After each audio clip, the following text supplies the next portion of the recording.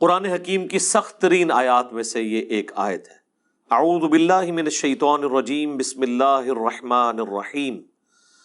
وَلَقَدْ ذَرَأْنَا لِجَهَنَّمَ كَثِيرًا مِّنَ الْجِنِّ وَالْإِنسِ، اور بے شک ہم نے جہنم کے لیے ہی پیدا کیے ہیں اکثر جن اور انسان۔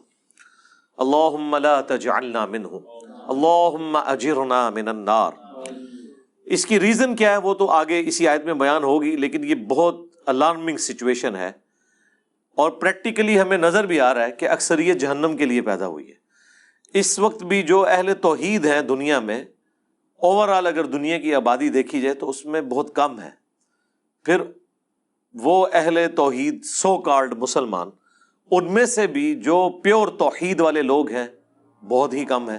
تو پریکٹیکلی ہمیں نظر آ رہا ہے کہ اکثریت جہنم کی طرف جا رہی ہے، یعنی یہ قرآن کی وہ سچائی ہے جو ہمیں دنیا میں نظر آ رہی ہے۔ لیکن یہ بڑی الارمنگ سچویشن ہے۔ دنیا میں اگر یہ اناؤنسمنٹ کی جائے 100 کے مجمع میں کہ میں ایک گولی چلاؤں گا جسے بھی لگ جائے،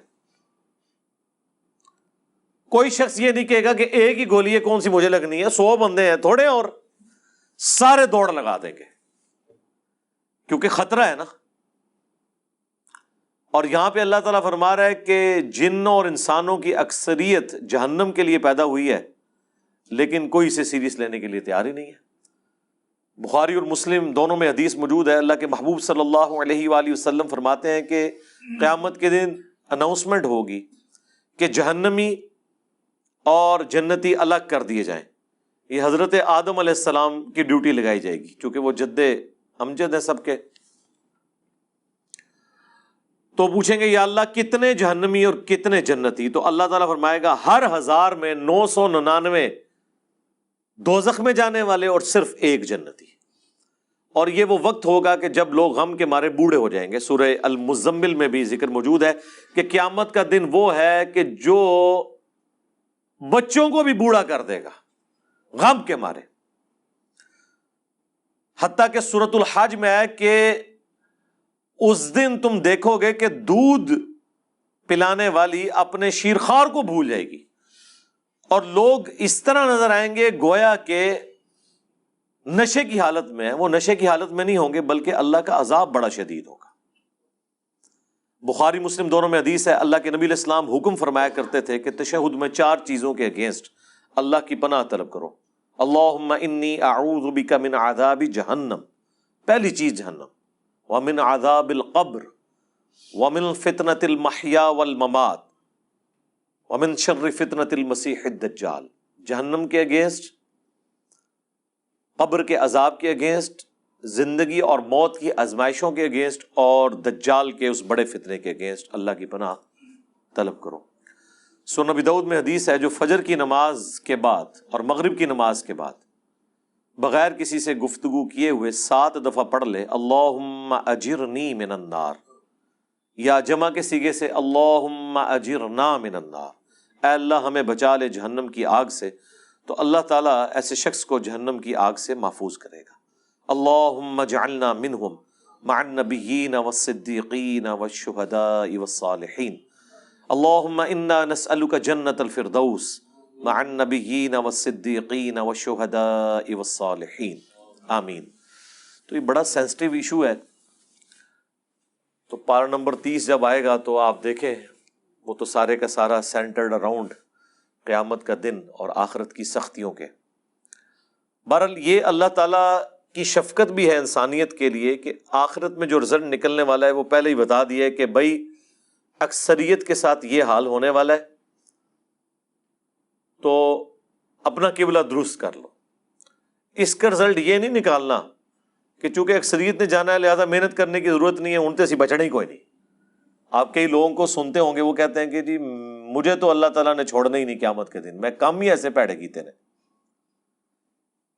اس طرح کے جملے کبھی بھی نہیں بولنے چاہیے۔ بخاری اور مسلم دونوں میں حدیث ہے، اللہ کے نبی علیہ السلام نے فرمایا کہ اللہ تعالیٰ فرماتا ہے میں اپنے بندے کے گمان کے قریب ہوں جس طرح میرے بارے میں گمان کرتا ہے۔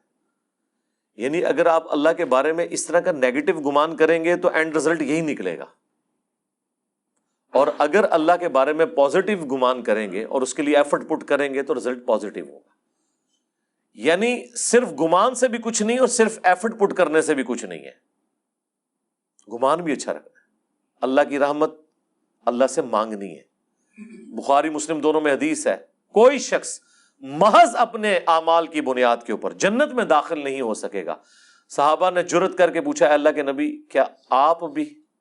ہائے ہائے, اس کائنات میں سب سے بہتر اعمال جس شخصیت کے ہو سکتے ہیں وہ تو رسول اللہ کی ذات ہے صلی اللہ علیہ وآلہ وسلم. تو آپ نے اس کو کیسے ارشاد فرمایا؟ آپ نے فرمایا ہاں میں بھی جب تک میرے رب کی رحمت مجھے ڈھانپ نہ لے میں بھی صرف اپنے اعمال کی بنیاد پہ جنت میں داخل نہیں ہو سکتا. تو میرے بھائی اگر یہ نبی کا حال ہے, یہ نبی کی سچویشن ہے, یہ نبی کا سٹیٹس ہے, تو بابے شاہی کوئی نہیں. اب مجھے بتائیں وہ بابے جو یہ کلیم کرتے ہیں کہ ہم اپنے ساتھ آپ کو بھی لے جائیں گے, کتنے؟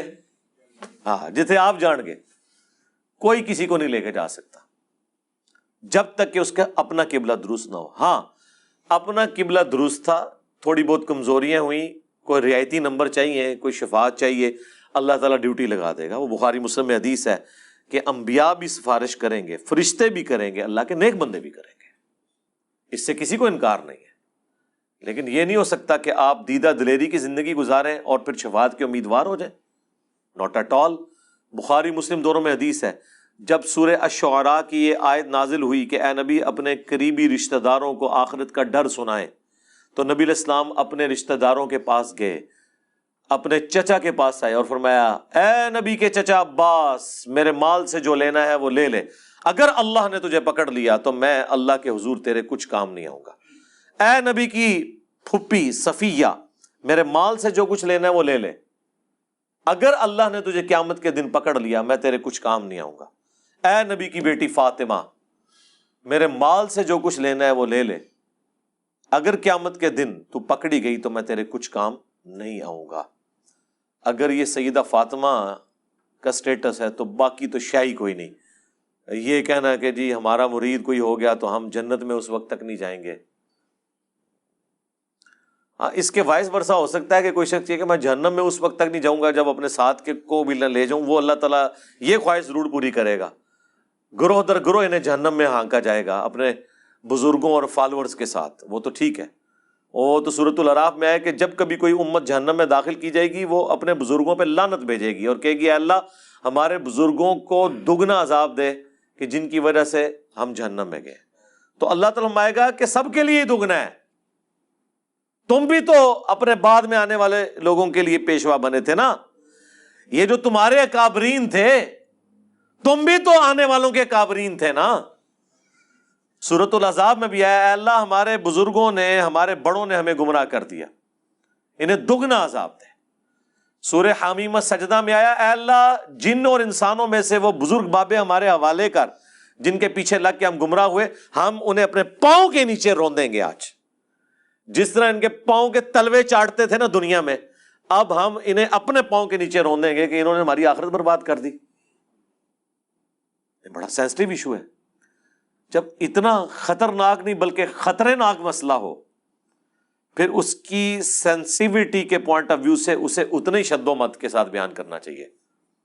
یہ میٹھی میٹھی باتیں کرنے سے آپ کو آخرت کے بارے میں کبھی بھی آئیڈیا نہیں ہوگا کہ انسان کتنے بڑے خطرے سے دو چار ہونے والا ہے.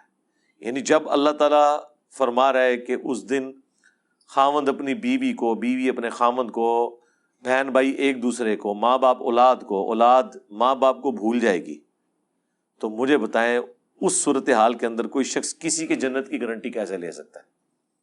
اسے تو اپنی فکر لگی ہوئی ہوگی. اچھا دوسری طرف یہ دیکھیں کتنے دیدہ دلیر ہیں کہ بخاری مسلم میں حدیث ہے قیامت والے دن ہر نبی کہے گا نفسی نفسی, آج مجھے اپنی جان کی فکر ہے. آدم علیہ السلام کی جو غلطی معاف ہو چکی وہ اس کو یاد کریں گے, ابراہیم علیہ السلام اپنی اجتہادی خطا کو یاد کریں گے, موسیٰ علیہ السلام اپنی اجتہادی خطا کو یاد کریں گے. ہاں عیسیٰ ابن مریم کہیں گے کہ تم محمد رسول اللہ کے پاس جاؤ، اللہ تعالیٰ نے ان کی اگلی اور پچھلی ساری اجتہادی غلطیاں جو گناہ نہیں تھے وہ معاف فرما دیے، اور نبی علیہ السلام کے ہاتھوں پہ شفاعت کا دروازہ کھلے گا۔ آپ کے علاوہ، آپ کے سوا تمام پیغمبر نفسی نفسی کر رہے ہوں گے، تو اس صورتحال میں یہ کہنا کہ میرا بابا مجھے بچا کے نکال لے گا، تو تیرا بابا بڑا ہے یا اللہ کا پیغمبر بڑا ہے؟ سوچنے والی بات ہے، کتنی بڑی یہ توہین کر رہے ہیں، کتنی بڑی توہین کر رہے ہیں پیغمبروں کی۔ یہ اپنے بابوں کو پیغمبروں سے بڑا سمجھتے ہیں۔ انبیاء تو کریں کہ یا اللہ ہمیں اپنی جان کی فکر ہے، اور بابے کہیں کہ میں نے اس وقت تک جنت میں نہیں داخل ہونا جب تک کہ اپنے سارے مرید نہ لے جاؤں۔ یہ کہیں عقل میں بیٹھتی ہے؟ اسی لیے یہ بالکل ٹھیک کہتے ہیں کہ قرآن و حدیث ڈائریکٹ نہیں پڑھنا، گمراہ ہو جاؤ گے، کیونکہ جسے وہ ہدایت بنائے بیٹھے ہیں وہ تو ہے گمراہی، اور جو اصل ہدایت ہے اس کو وہ گمراہی کہتے ہیں۔ یعنی جب وہ آپ کو کہہ رہے ہیں نا گمراہ ہو جاؤ گے، مطلب آپ ہدایت پہ آ جاؤ گے، کیونکہ گیئر ان کا الٹا لگا ہوا ہے نا۔ سورۃ الاعراف میں آیا کہ جو حق سے اناد کرتے ہیں نا، ان کی یہ حالت ہو جاتی ہے کہ جب وہ گمراہی کا راستہ دیکھتے ہیں اسے اڈاپٹ کر لیتے ہیں، اور جب ہدایت کا راستہ دیکھتے ہیں اس سے روگردانی کرتے ہیں، کیونکہ وہ اسے سمجھ رہے ہوتے ہیں کہ یہ گمراہی کا راستہ ہے۔ جو اللہ تعالیٰ نے فرمایا کہ شیطان نے ان کے برے اعمال ان کی نظروں میں سنوار دیے۔ سورۃ الکہف میں آیا نا اینڈ پہ جا کے کہ ان کی ساری ایفرٹ دنیا کے لیے ہے، اور یہ سمجھ رہے ہیں ہم بڑا اچھا کام کر رہے ہیں۔ قیامت کے دن ان کے لیے میزان عمل بھی قائم نہیں کی جائے گی۔ جو بڑے مجرم ہیں نا ان کو تو کہا جائے گا تہاڈا تے حساب کرنے دی بھی ضرورت نہیں، ایڈا کام پایا تسی۔ وہ اللہ تعالیٰ نے فرمایا ہے ان کے لیے میزان عدل بھی قائم نہیں کی جائے گی، سیدھے اسٹریٹ جان گے، سنا ٹاپ و ٹاپ۔ اتنا سینسٹیو ایشو ہے۔ تو یہ پوری صورتحال میں اسی لیے آپ دیکھیں قرآن کا جو مرکزی ٹاپک ہے وہ انذار ہے، انذار، ڈر سنانا۔ وَأُوحِيَ إِلَيَّ هَذَا الْقُرْآنُ لِأُنذِرَكُم بِهِ وَمَن بَلَغَ، اے نبی تم فرما دو کہ مجھے قرآن اللہ نے اس لیے وحی کیا کہ تاکہ میں تمہیں ڈر سنا دوں، اور جس تک یہ کتاب پہنچ جائے وہ بھی اس کتاب کے ذریعے ڈر سنائے۔ اور یہاں پہ ہمارے ایک مولانا صاحب کہتے ہیں کہ جی اس طرح کے واعظین جو ہیں وہ انہوں نے لوگوں سے ان کا رب چھین لیا ہے۔ اوے اس طرح کا رب جو انہوں نے بنایا ہے وہ رب ان سے چھینے، انہیں اس رب کا تعارف کروائیں کہ جس رب کا تعارف اس شخصیت نے کروایا جس کی قبر مدینے میں ہے، صلی اللہ علیہ وآلہ وسلم۔ امام غزالی نے احیاء العلوم میں مکاشفۃ القلوب کیمیائے سعادت کے اندر یہاں تک لکھا ہے کہ ایسے علماء واجب القتل ہیں جو رحمت کی آیات پڑھ پڑھ کے لوگوں کو اللہ تعالی سے بے خوف کر رہے ہیں۔ کیا وہ ہمیں یہ بتانا چاہتے ہیں کہ قرآن کی دھمکیاں جھوٹ ہیں؟ کیا وہ ہمیں یہ بتانا چاہتے ہیں کہ انبیاء جو قبر و آخرت کا ڈر سنا کے گئے، عذابات بتا کے گئے، وہ ہم سے ٹھٹا اور مذاق کرتے رہے ہیں، اور خدا کا تعارف وہ ہے جو یہ ہمیں کروائیں گے؟ او جی کوئی ماں اپنے بچے کو جہنم میں پھینک سکتی ہے تو اللہ کیسے پھینکے گا؟ ہائے ہائے ہائے ہائے ہائے، God is all living. Christians بھی یہی کہتے ہیں کہ مسلمانوں کا خدا تو بڑا سخت ہے، ہم جس خدا کو مانتے ہیں وہ آل لونگ ہے۔ تو ہم پھر انہیں کہتے ہیں رکو ذرا، صبر کرو، ابھی فیصلہ کر لیتے ہیں۔ یہ جو تم اس قسم کے چٹکلے چھوڑتے ہو کہ کوئی ماں اپنے بیٹے کو جہنم میں نہیں پھینکے گی، تو کوئی شخص یہ بھی گوارا نہیں کرے گا کہ کسی ایسی عورت کو موت دے دے جس کے 4 چھوٹے چھوٹے بچے ہوں، اور مرنے کے بعد سوتیلی ماں ان کے ساتھ برا سلوک کرے، خواہ وہ اس کے دشمن کی بیوی کیوں نہ ہو۔ ہاں جی ایسے ہی ہے۔ تو پھر اللہ تعالی روزانہ ایسی ہزاروں ماؤں کو موت کیوں دے دیتا ہے جن کے چھوٹے چھوٹے بچے ہوتے ہیں؟ تم تو کہہ رہے تھے خدا آل لونگ ہے، تو پریکٹیکلی تو ہم دیکھ رہے ہیں کہ کیا مائیں شیرخوار بچوں کو چھوڑ کے مر نہیں جاتی؟ تمہاری ڈاکٹرن میں تو کبھی کسی ایسی عورت کو موت نہیں آنی چاہیے اللہ کی طرف سے، کیوں آتی ہے؟ اس کا جواب ان کے پاس کوئی نہیں سوائے اس کے کہ خدا کی مرضی ہے، اس کے کوئی احساسات نہیں ہے۔ یہ جذبات سے پسیج جانا یہ ہم لوگوں کے ایشوز ہیں، یہ انسانوں کے ساتھ جڑی ہوئی چیزیں ہیں. اللہ تو بے نیاز ہے. سعد ابن ابی وقاص جب پرشین امپائر سے فائنل جنگ کے لیے جا رہے تھے قادسیہ کے لیے، تو حضرت عمر نے پیچھے سے ایک خط روانہ کیا تھا. اس میں لکھا تھا سعد تم اللہ کے نبی کے ماموں ہو، لیکن یاد رکھنا اللہ کا کوئی رشتہ دار نہیں ہے. ذرا سی ہینکی پھینکی کی نا تو اللہ نے معاف نہیں کرنا. نبی کے ساتھ تم ماموں کا رشتہ رکھ سکتے ہو، سگے ماموں نہیں تھے، وہ ننیال خاندان سے تھے. اللہ کا کوئی رشتہ دار نہیں. اللہ کا تو رشتہ دار پیغمبر بھی نہیں ہے. وہ تو اپنے پیغمبر کی زبان سے کہلوا رہا ہے ہمیں سمجھانے کے لیے 3 دفعہ. اللہ اکبر. سورۃ الانعام، سورہ یونس، سورہ الزمر. قل انی اخاف ان عصیت ربی عذاب یوم عظیم. اے نبی تم فرما دو کہ بالفرض اگر میں بھی اپنے رب کی نافرمانی کروں تو میں خود اس بات سے ڈرتا ہوں کہ بڑے دن کا عذاب مجھے بھی آ پکڑے گا. میرے بھائی یہ کون بات کر رہا ہے؟ اللہ کے نبی. اور کون کہلوا رہا ہے؟ اللہ. تو جب نبی کے جیسا ہے ہی کوئی نہیں تو تہاڈے بابے تے شاہ ہی کوئی نہیں جن کے اوپر تم نے اتنا تکیہ کیا ہوا ہے. کیا کبھی آپ نے حضرت ابوبکر، عمر، عثمان و علی سے سنا کہ جو ہمارا مرید ہو جائے ہم اس وقت تک جنت میں نہیں جائیں گے جب تک کہ اسے جنت میں لے نہ جائیں؟ نہیں. حالانکہ وہ خود کنفرم جنتی تھے، آخری وقت تک ڈرتے رہے. جامعہ ترمذی میں حدیث ہے حضرت عثمان غنی جب بھی قبرستان جاتے تو بہت روتے تھے. لوگوں نے پوچھا کیوں؟ فرمایا اس لیے کہ خود میں اللہ کے نبی سے سن چکا ہوں کہ آخرت کی منزلوں میں سے پہلی منزل قبر ہے. جس کی یہ منزل صحیح نکلی اس کی اگلی آسان ہو جائیں گی، اور جو ادھر پھنس گیا اس کی اگلی منازل مشکل در مشکل در مشکل ہو جائیں گی. اسی کو پنجابی میں ہم کہتے ہیں نا کہ عقل نہ ہوئے تے موجیں ہی موجاں، عقل ہوئے تے سوچیں ہی سوچاں. یعنی جو عقل نہ رکھے، سوچے نہ، اپنے دماغ کو استعمال نہ کرے تو موج مارے، اسے کیا پتا اس کے ساتھ کیا ہونے والا ہے. لیکن جسے عقل ہوگی وہ ہر وقت سوچے گا کہ یار میرے ساتھ بننا کیا ہے. یہ وہ چیز تھی جو صحابہ کو، اہل بیت کو، صحیح العقیدہ، تابعین، تبع تابعین کو ہمیشہ گاڈ اورینٹڈ رکھتی تھی. وہ کبھی بھی آخرت کے عذاب سے بے فکر نہیں ہوتے تھے. آپ قرآن دیکھ لیں، اچھا عام بندے سے پوچھیں نا قرآن، وہ جی قرآن تے رحمت ہی رحمت ہے جی اللہ دی، پڑھا ہے ہی کدے؟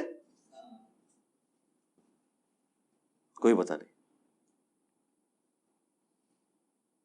پڑھا ہوتا تو تجھے پتا ہوتا کہ رحمت کس کے لیے ہے. اللہ تعالیٰ نے کبھی بھی توبہ اور رحمت کا ایبسولوٹ وعدہ کسی کے ساتھ نہیں کیا سوائے اس کے کہ جو اپنی اصلاح کر کے درست روش اختیار کر لے. دیکھیں نا سورہ النحل کے اینڈ پہ جا کے کتنی سخت آیات ہیں.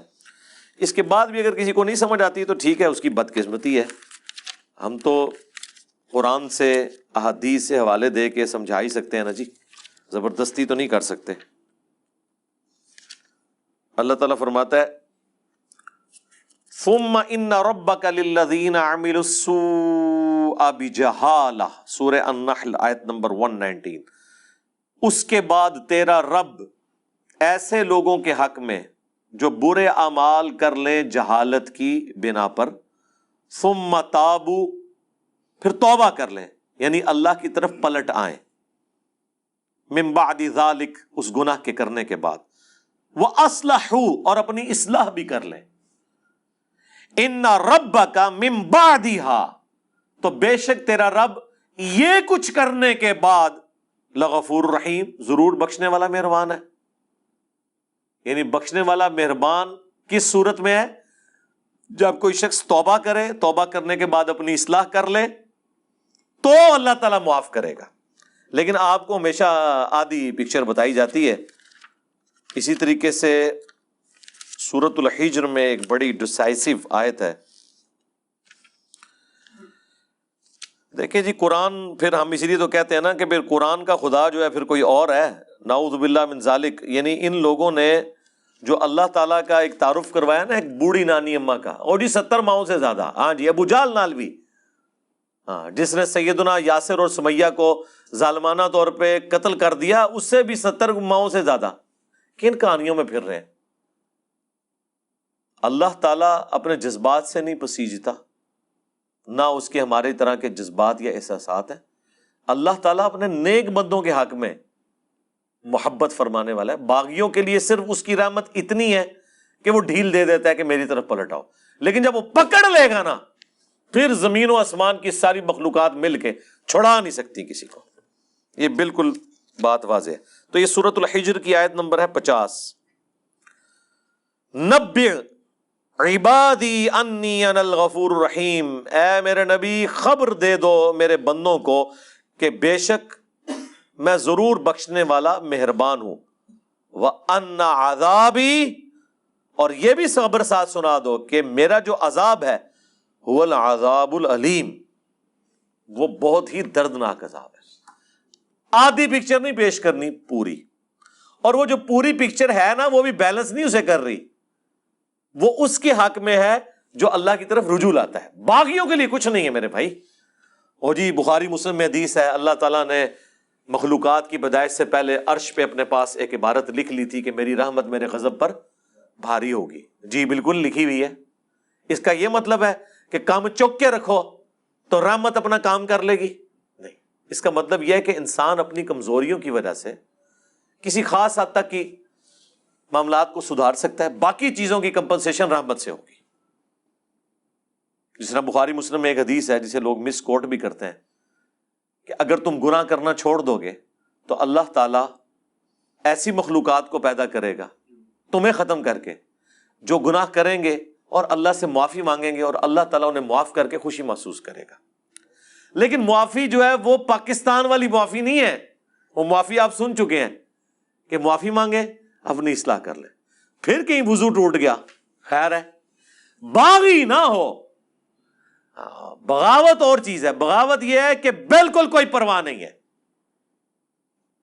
اور معافی اس کے لیے. اچھا یہ جو جتنی معافی کی رحمت کی آیات ہے نا, یہ ان مجرمین کے لیے نہیں ہے جو بغاوت پہ اترے ہوئے, یہ ان کے لیے ہیں جو اللہ کے راستے پہ چل رہے ہیں کہ وہ کہیں پر مایوس نہ ہو جائیں.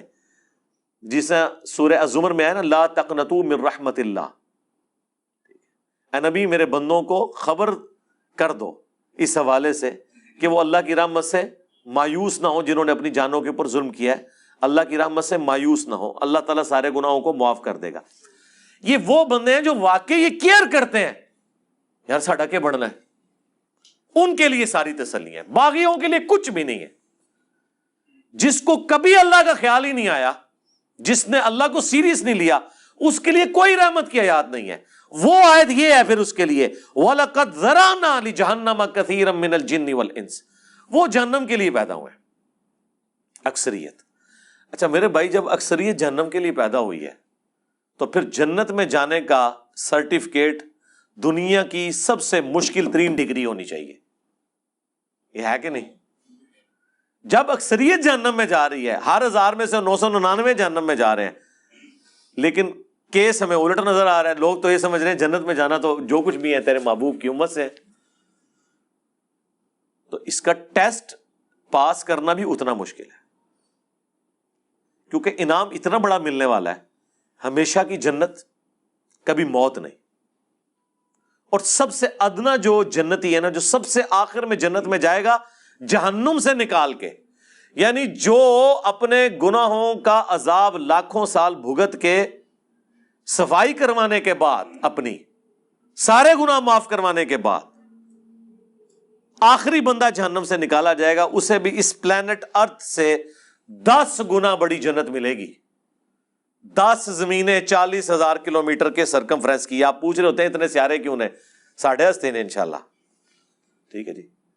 جو آخر میں جائے گا اس کا یہ حال ہے, اور جو بغیر حساب و کتاب کے جائے گا, یا جو نیکیاں بھاری ہونے کی وجہ سے حساب و کتاب سرسری حساب کے بعد چلا جائے گا, اس کے جنت کا کوئی امیجن کر سکتا ہے کس بڑے لیول کی؟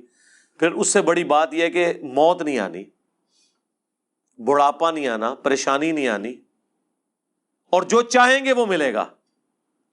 تو مجھے بتائیں, جب یہ تو آپ سمجھ لیں آلموسٹ اللہ تعالیٰ نے خالق اور مخلوق کا ہی فرق رکھا ہوا ہے, ذاتی عطائی کا فرق رکھا ہوا ہے, باقی اللہ تعالیٰ نے آپ کو شیئر کر دی ہے وہ چیز جو آپ کے اندر چھپی ہوئی خواہش ہے, جس کی وجہ سے انسان دعوی خدائی کرتا ہے. ہر بندے کے اندر ایک خدا ہے, چھپا ہوا. تبھی تو فرعون نے خدائی کا دعویٰ کیا. حکمران اپنے آپ کو خدا کہتے نہیں لیکن وہ اپنے آپ کو الٹیمیٹ سمجھتے ہیں دنیا میں. یہ خواہش جنت میں پوری کر دے گا اللہ تعالیٰ, لیکن پہلے جو ہے نا وہ پدی نکلوائے گا دنیا میں, اس کے بعد آپ کو اہل کرے گا. جب جنت میں جانے والے 0.00001% ہیں, شاید آپ زیرو بھی اس کے انفینٹی لگاتے رہے اتنی بڑی آبادی کے اندر, تو پھر اس کا ٹیسٹ بھی اتنا ہی مشکل ہے. اس کو اب ذرا تھوڑا الٹ کر کے دیکھ لیں کہ اگر اللہ تعالیٰ کے لیے یہ ایشو اتنا سینسٹیو ہے تو پھر یہ یاد رکھیں سزا پھر یہی ہوگی کہ اگر کسی نے 50-60 سال کا شرک کیا تو جہنم میں بھی پھر ہمیشہ کے لیے جائے گا, کیونکہ شرک اتنا بڑا گناہ ہے کہ اگر شرک نہیں کیا اور اوبیڈینٹ ہے تو ہمیشہ کی جنت مل رہی ہے. تو اس کا وائس ورثہ یہ ہے کہ اللہ کے نزدیک شرک اتنا بڑا جرم ہے کہ پھر 60 سال کی عیاشی کے عوض جہنم بھی پھر ہمیشہ کی ہے اس کے لیے, والعیاذ باللہ تعالیٰ. یہ اکثر لوگ پوچھ رہے ہوتے ہیں نا جی یہ کون سا انصاف ہے. کبھی کسی نے یہ نہیں پوچھا کہ یہ کون سا انصاف ہے کہ 50-60 سال کی زندگی دے کے آخرت کی ہمیشہ کی زندگی مل رہی ہے. یہ بے انصافی نہیں آپ کو نظر آ رہی؟ نہیں, وہ تو آپ پریویلیج لے رہے ہیں نا. پریویلیجز جب بندہ لے رہا ہوتا ہے وہ کہتا ہے میرا حق ہے, ٹھیک ہے, لیکن جب سزا کی باری آتی ہے نا تو سر یہ بہت بڑا جوا ہے. جوا ہے ہی یہی ہے, 0-1 ادھر یا ادھر. اس کے لیے ایفرٹ پھر اس طرح کی پٹ کرنی چاہیے کہ انسان تن من دھن لگا دے اس کے لیے, اور وہی اس چیز کی متقاضی ہے. اللہم اجرنا من النار وَلَقَدْ ذَرَأْنَا لِجَهَنَّمَ كَثِيرًا مِّنَ الْجِنِّ وَالْإِنسِ, اور بے شک ہم نے جہنم کے لیے ہی پیدا کیے ہیں اکثر جن اور انسان. لیکن وجہ کیا ہے؟ لَهُمْ قُلُوبٌ لَا يَفْقَهُونَ بِهَا, ان کو ہم نے دل دیے تھے, عقل دی تھی, لیکن انہوں نے کبھی وہ عقل استعمال ہی نہیں کی. یعنی یہ جو میں ابھی آپ کو آدھے گھنٹے سے ابھار رہا ہوں, وہ عقل جو دی ہوئی ہے نا اللہ نے, اس کے ذریعے میں نے آپ کو ٹریگر کروایا. بس میں نے اپنا کام کر دیا, آپ کا بھی کام ہو گیا. اب آپ نے خود ہی جہنم کمانی ہے تو کمانی ہے. پتہ چل گیا کہ معاملہ بڑا ڈڈ ہے, بڑا خطرناک ہے, بلکہ خطرناک ہے. وَلَهُمْ أَعْيُنٌ لَا يُبْصِرُونَ بِهَا, اور ہم نے ان کو آنکھیں دی تھی لیکن وہ آنکھوں سے دیکھنے کا سا دیکھنا نہیں دیکھتے. یعنی کہتے ہیں عقل مند وہ ہے جو دوسرے کی غلطیوں سے سبق سیکھ لے. اپنی غلطی سے تو سبق سیکھنا عقل مندی ہے, لیکن چھوٹی. بڑی عقل مندی ہے کہ آپ وہ کام کریں ہی نہ جس کا اینڈ رزلٹ آپ اپنے سامنے دیکھ چکے ہیں کہ لوگوں کے ساتھ یہ ہوا. وہ آنکھ عبرت والی. وَلَهُمْ آذَانٌ لَا يَسْمَعُونَ بِهَا, اور ان کے کان تو تھے لیکن وہ سننے کا سا سننا نہیں سنتے. یعنی انہوں نے اپنی عقل کو, اپنی آنکھوں کو, اپنی بصارت کو, اپنی جو ہے وہ سوچنے سمجھنے کی صلاحیتوں کو اس کے لیے پٹ نہیں کیا. وہی جو سورہ بنی اسرائیل میں ہے وَلَا تَقْفُ مَا لَيْسَ لَكَ بِهِ عِلْمٌ إِنَّ السَّمْعَ وَالْبَصَرَ وَالْفُؤَادَ كُلُّ أُولَئِكَ كَانَ عَنْهُ مَسْئُولًا. وہاں پہ بھی انہیں تینوں انسٹرومنٹس کا ذکر ہوا ہے کہ بے شک کان, آنکھ اور عقل, دل یا دماغ, کوئی بھی چیز, یہ دونوں انسٹرومنٹس ہیں اللہ کی طرف سے. اس پہ الگ سے میری ویڈیو ریکارڈ ہے. ان کو استعمال کر کے انسٹرومنٹس کو ڈیفینیٹ علم تک پہنچ کے حق بات کو تلاش کرنے کی کوشش کیوں نہیں کی؟ تو اللہ تعالیٰ فرما رہا ہے یہاں پہ بھی یہ جہنم میں جانے والے وہ لوگ ہیں جنہوں نے اپنی عقل استعمال نہیں کی, اپنی آنکھوں کو پازیٹیو یوز نہیں کیا, اپنے کانوں کو پازیٹیو یوز نہیں کیا. یعنی اگر کسی کی آنکھیں نہیں تھی تو چلو یار کان سے تو حق بات سن رہا تھا نا, وہ جس کی عقل نہیں ہے اس سے تو اللہ تعالیٰ نے اٹھا لیا سب کچھ. بخاری میں حدیث ہے نا, تعلیقاً مولا علی کا قول ہے, پوری سند جو ہے مسند احمد میں, سنن ابن ماجہ کے اندر موجود ہے کہ 3 لوگوں سے اللہ تعالیٰ نے قلم اٹھا لیا ہے, سویا ہوا شخص, مجنون, پاگل اور نابالغ. تو جس کی عقل نہیں ہے اس سے تو اٹھا ہوا ہے ٹیسٹ. تو اللہ تعالیٰ ہمارا ہے کہ جہنم میں وہ لوگ چلے گئے جنہوں نے اپنی عقل, آنکھیں اور کان استعمال نہیں کیے پازیٹیولی کہ اس سے ہدایت حاصل کرتے. اولئک کالانعام, یہ تو چوپایوں کی مانند ہے. بل ہم اضل, بلکہ چوپایوں سے, جانوروں سے بھی گئے گزرے وہ لوگ ہیں جو اپنی عقل کو استعمال نہیں کرتے. اور یہاں کیا کہتے ہیں جی؟ عشق دے چلے نمبر لے گئے عقل والے انجے ہی عمرہ گالیاں. عقل والے جو ہیں وہ ناکام ہو گئے, عشق والے نمبر لے گئے. یہ عشق اور عقل کا مقابلہ آپ کیوں کرواتے ہیں؟ وہ عشق نہیں ہوتا, وہ جذباتیت ہوتی ہے. محبت تو ہوتی ہی عقل کی بنیاد کے اوپر ہے. جذبات کی بنیاد پہ جو محبت آپ کلیم کرتے ہیں وہ دیر پا نہیں ہوتی ہے, فوراً ختم ہو جاتی ہے, وہ کنوکشن والی نہیں ہوتی. لیکن جو عقل کی بنیاد پہ کسی سے آپ محبت کرتے ہیں وہ کنوکشن والی ہوتی ہے, سٹیبل ہوتی ہے. عقل ایک ایسی چیز ہے جس کے ذریعے آپ اس محبت کو ارن کر سکتے ہیں. نبی صلی اللہ علیہ وآلہ وسلم کی, صحابہ اور اہل بیت کی محبت ہمارے ایمان کا حصہ ہے, لیکن یہ ہمارے خون میں شامل نہیں ہے. خون میں تو ہماری محبت ان رشتوں کے ساتھ ہے جو ہمارے ساتھ اٹیچڈ ہے, لیکن ان ہستیوں کے ساتھ ہماری محبت ہمیں ارن کرنی پڑتی ہے. جب ہم ان کے بارے میں پڑھتے ہیں, ان کی اللہ کے لیے کمٹمنٹ پڑھتے ہیں, اللہ کا تعارف ہمیں ان لوگوں کی وجہ سے ہوا تو ہمارے دل کے اندر ان کے لیے جذبات پیدا ہوتے ہیں. ہم نے حضرت ابوبکر کو نہیں دیکھا, حضرت عمر کو, عثمان کو, علی کو, لیکن جب ہم ان کے واقعات پڑھتے ہیں کہ انہوں نے کس طرح پیشن سے نبی علیہ السلام کے لیے تن من دھن لگایا, تو ہمارے دل میں ان کے لیے محبت ہے. کیا وہ محبت اس وجہ سے ہے کہ وہ بڑے خوبصورت ہوں گے؟ ہو سکتا ہے آپ کو مایوسی ہو, آپ نے جو محبت کا اور خوبصورتی کا کرائٹیریا بنایا ہوا ہے اس میں وہ پورے نہ اترے. ہم بغیر دیکھے ان سے محبت کرتے ہیں ان کے اعمال کی وجہ سے. تو سرکار اللہ کا بھی یہی کرائٹیریا ہے. صحیح مسلم کی حدیث ہے, اللہ تمہاری شکلوں اور مال کو نہیں دیکھتا, دلوں اور اعمال کو دیکھتا. شکل کو کیوں دیکھے گا؟ شکل تو ہم نے خود بنائی نہیں اپنی. تو اللہ کسی کی شکل پہ کیسے فیصلہ کرے گا؟ جو بنائی اس نے خود ہوئی ہے.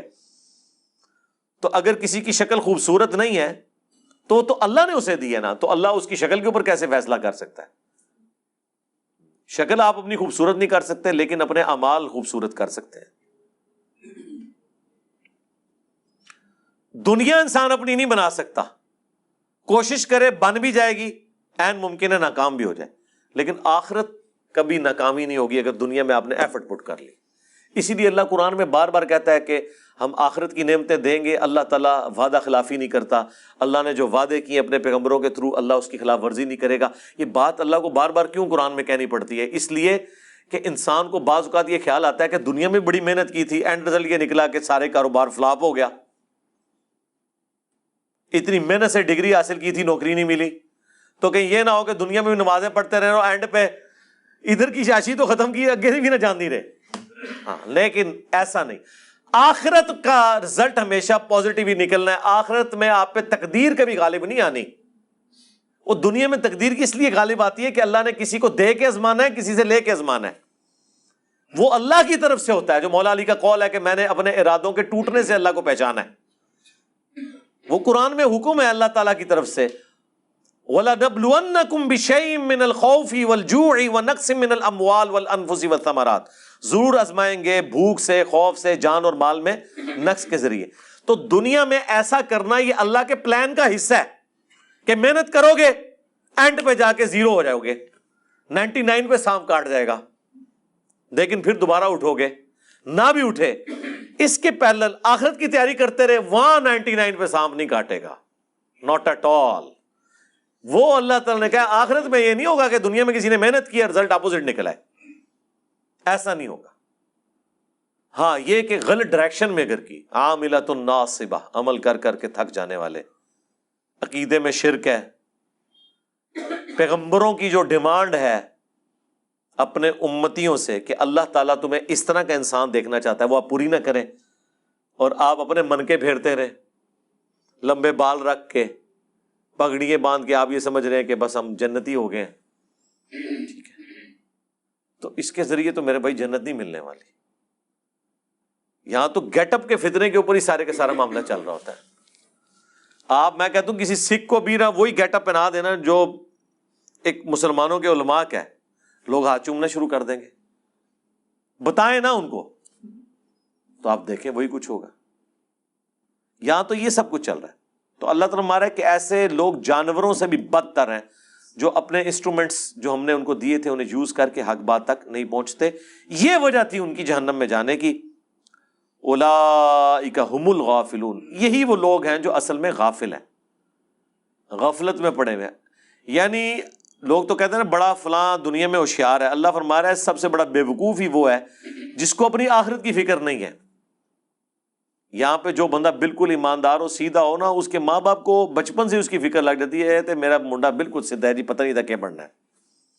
اور جو 1 نمبر کا 2 نمبری ہو، 10 نمبری ہو، چلاک ہوشیار اس طرح کا ہو کہ لوگوں کو دھوکہ دیتا ہو، تو لوگ کہتے ہیں جناب یہ میرا بچہ ہے، ایک کامدہ بچہ نکلا ہے میرا۔ یہ کرائٹیریا ہے لوگوں کا۔ تو عقل مند وہ ہے جو آخرت بنا لے، دنیا پہ کمپرومائز کر لے ایک خاص لیول تک۔ یہ نہیں ہے کہ بھوکے مر جائیں گے آپ، ایسا نہیں ہے۔